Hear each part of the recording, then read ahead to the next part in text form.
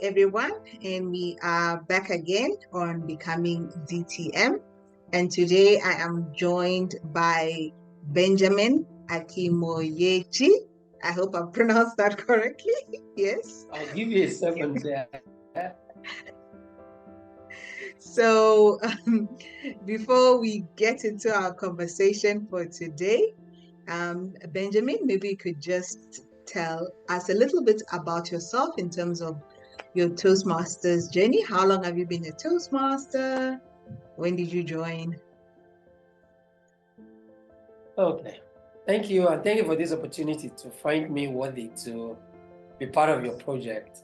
So, as you said, my name is Benjamin Akinmoyeje, and my journey to Toastmasters started more like a social gathering activity. So I used to have a supervisor, not direct supervisor, but a senior level manager who decided to set up a capacity building project to try and groom senior leaders in the organization to be confident and to speak in public. So he called a friend of mine. And this friend happened to be my friend as well. And I just felt like I could go along. So it was a Sunday activity, and I was new in the city, so I joined. And that was back in 2011, I think. And initially, it was just something to play to get my Sunday busy rather than sitting in my apartment. But later, I took it seriously when I needed to start taking up roles, when it became obvious that I needed to step up. And I started taking, those were the days of manuals. They'll send you manuals and you have to go through those manuals. So it's been a part of me because I was in a city that was not home. So Toastmaster became an activity to socialize and to have a family outside of work. And it has helped me all along my journey. So I took it seriously around 2012. After I had an incident, then I came back and I started talking about my experiences. So 2013, thereabout, that was when I became really serious about Toastmasters. Oh, wow. So then in what year did you decide to pursue your DTM award? I think pursuing DTM became a thing when I came to Namibia, because while I was in Nigeria, I didn't think about, I've done all of my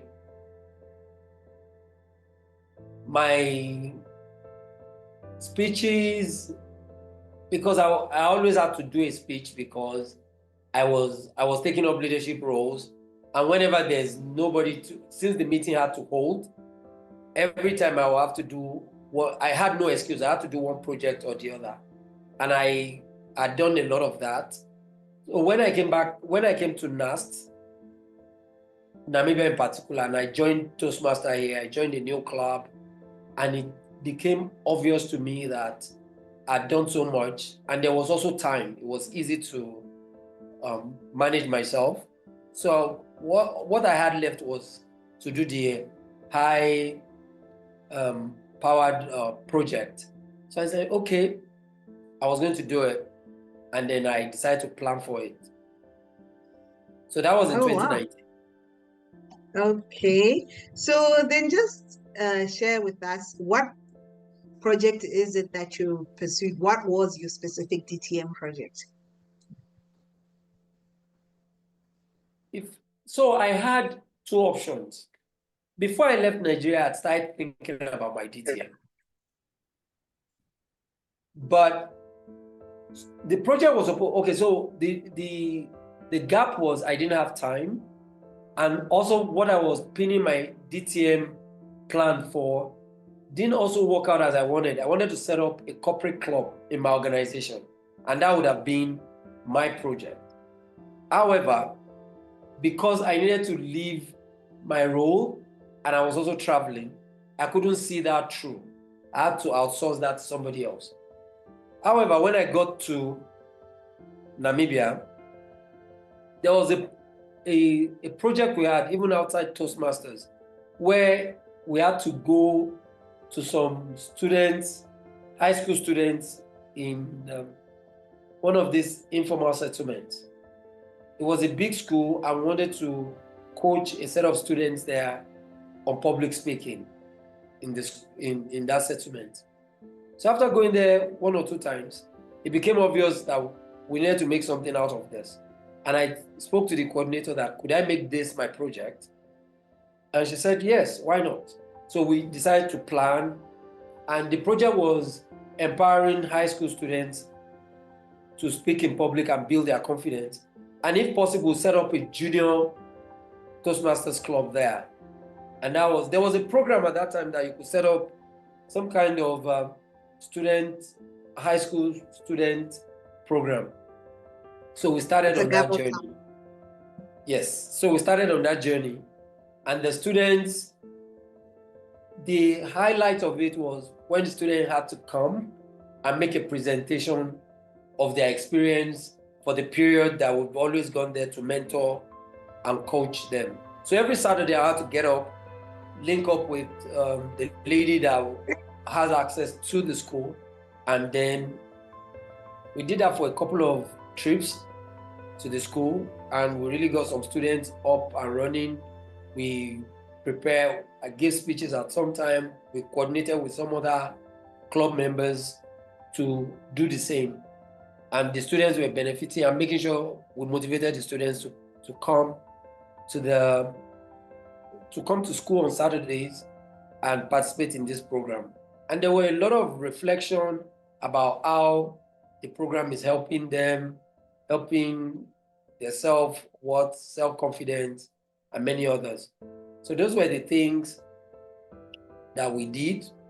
And eventually,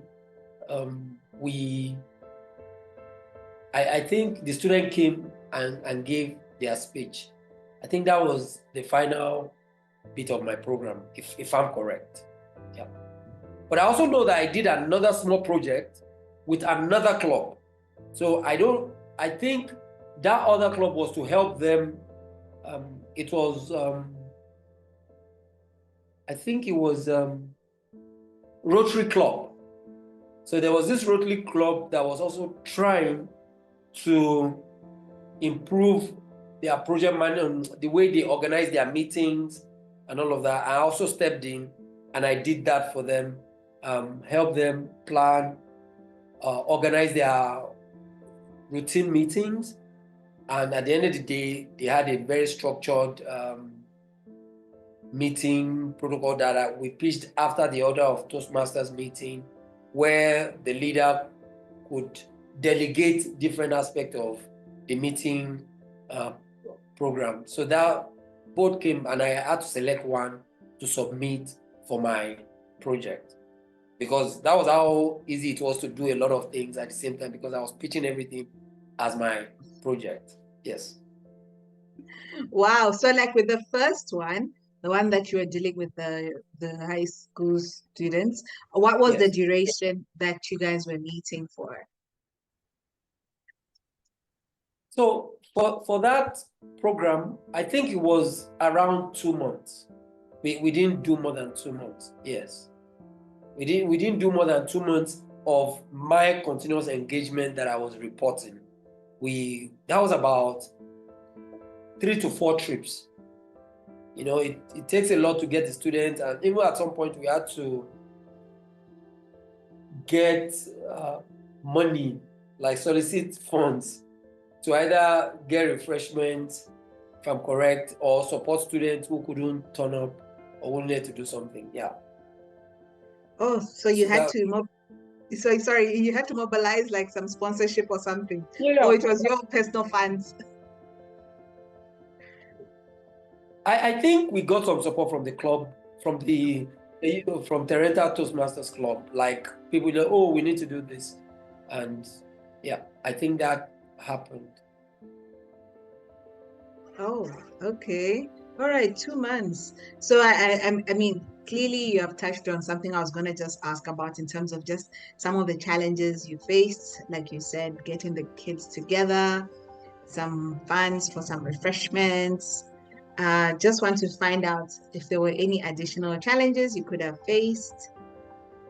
Yeah, you know, gathering. So all of this is under the umbrella of volunteerism.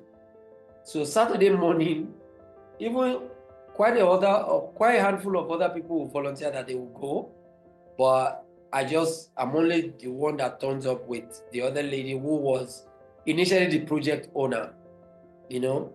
So, and then sometimes if we don't get clearance from the school that this weekend was going to happen, it wasn't going to happen. So you can't just plan. You need access to the students. So if you can be available on Saturday, but what if the students are not available on Saturday? What are you going to do? And it wasn't like this student had phones or anything. It was a coordinator who would have told them from Monday till Friday that they needed to come on Saturday to show, and then those persons have to also validate with the kids so that they can tell their parents and confirm that, look, show up at this time.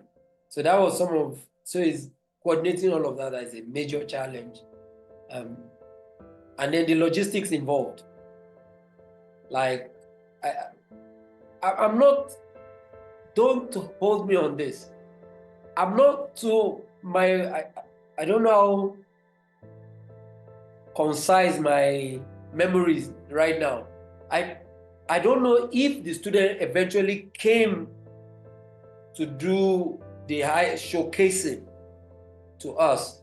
Either they came and they didn't come in the whole number, maybe one or two enthusiastic ones among them came. You understand? But I can't remember clearly what happened eventually. I know we had a few postponements, but that aspect where the student needed to come to our meeting to showcase the knowledge they've been gaining, I don't know. I can't remember clearly. I wish I can go and ask the other coordinator, like, did that really eventually happen? You know? But that was the plan. But I know at least maybe one or two students showed up at some point or the other, but enthusiastic students. But I don't know if they all came. It will come back to me, but I'm not sure right now. Like, I'm not. I can't go out and say this was what happened. I'm 100% sure. But so I'm just saying this was also a challenge, getting a lot of students, like 10 of them from informal settlement to NAST to the meeting time, which is about after 4 p.m. to come and give speech a working day. That was really not as easy. Oh, okay. Anyway, I've actually answered something I was going to find out to say how many students were you dealing with? So you said about 10 students that you were dealing with. So you also shared about helping the other club, the Rotary Club. So what was the duration of that in terms of how long was it just a once-off? It was like a couple of meetings? Couple of meetings. That was like a month thing. So first did the first meeting where they told me the problem. So it was like a leadership consultant going into this team. They told me, oh, we set up goals. Our club, we want our meeting to really be structured. Sometimes we find out we waste too much time. And at the end of the day, we don't get to do anything. And they had difficult members who, whenever they discussed, so there was lack of trust. So I had to come in like this guru who comes in and try to troubleshoot. I mean, trouble solve and try to understand what is this individual's challenges. What does he see as a problem? So the complaint was, we need to do a lot of things. However, the meetings that are supposed to deliver this roadmap is always taunted with a lot of back and forth and sometimes overly critical feedback that don't let us move forward. So I went in there. Actually, I should give myself a pat in the back. I went in there without, so I think there's a document in Toastmasters, conflict resolution, that gives you opportunity to hear out, to give the aggrieved party opportunity to speak out, share their views. And I used that tool and it really, really worked. The individual spoke, was an elderly man, and he spoke about his contentions, the things he finds contentious, and the reason why this used to happen. It was some kind of resistance behavior. So we went through that. I made the team to understand that for them to be able to serve their community, they need to be objective and goal-oriented, and they have to measure.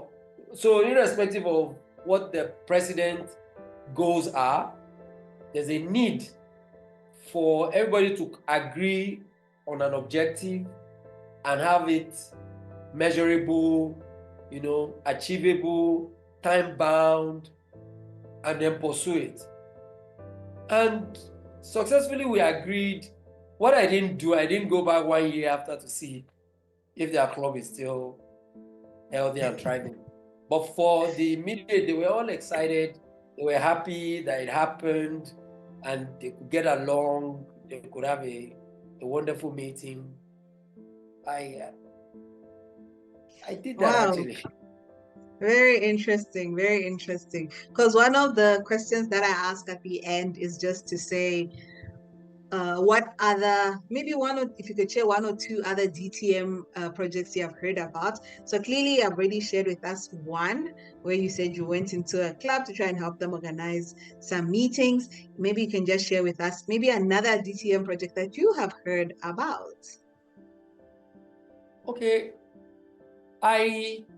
So also, I know about a lot of other guys, but let me talk about someone that is still very fresh in my memory. So there was DTM Hannah. Hannah Tarendua was the same club I'm in now. She was a president a couple of years ago before she left. So her DTM project, I also hope I'm correct on this, and I think I am, was about a book club, helping people write. So it wasn't just going to be a book club, but it was going to be a book club with ability to help members write their own books. Maybe not big books, stories and all of that, but it's born out of a book club. So she did that authors writing workshop. So she did all of that, and with hope that some of the participants will end up writing a book, And I think she succeeded with that.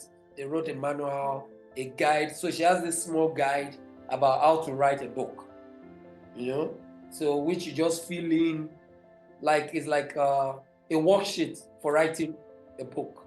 So she created that. They met at some place. Then I think she delivered the workshop where people came in. I don't even know if they paid for the workshop, but she did all of that. So, and I think that was our project. Wow, very interesting, very interesting. For a person who loves to read, as you can see all the books behind me, I never thought I can take my passion for reading and create a DTM project from that. So that's actually quite interesting. Interesting idea. Something. Yeah, this is a. You have a book club. Don't you have a book club? I do too. Yeah, two of them. Exactly. That could be something. I mean, maybe you set up all the book clubs without making them a DTM project, or you can set up another one afresh, make the entire process of setting it up a DTM project. And then now you can now connect all of them together in a way like, since there are already 3, have one online, have one in different locations, and just say, then maybe now have more like a high-level goal for all of these clubs. Maybe, I don't know, maybe now have a premium club where people pay, or have a more sustainable club of some sort, Even develop a review house club. Maybe now you set up maybe a website that you start reviewing books, you know, from the experience of the various book clubs. That's also something that lives. So now you begin to become a thing where people can't wait for your reviews on books. Wow, very interesting indeed. Very interesting. I hadn't thought about it. Definitely giving me food for thought. I think, yeah, that is the word or the phrase for it. And any hopes of pursuing your second or third DTM? Yeah. I mean, the funniest, I think, which other day I was thinking about it, like when people keep saying, I want to be the best or I want to get to the top, when you get to the top, where else do you go? you start coming down. So for DTMs, so now I noticed I just bought another pathway today. And I've given 2 speeches already in my level 1. And Wow. Yeah, wow, very interesting. Yeah, interesting things that I guess you can do, learn in Toastmasters. Definitely lots of ideas that we can be starting to think about from what you have shared with us today. So I just want to say thank you so much, Benjamin, for sharing with us today on Becoming DTM. I'm sure there's a lot to think about, ideas that we can all give to inspire us to pursue whatever project we want to get yeah, into. Hopefully, this will help to stimulate that.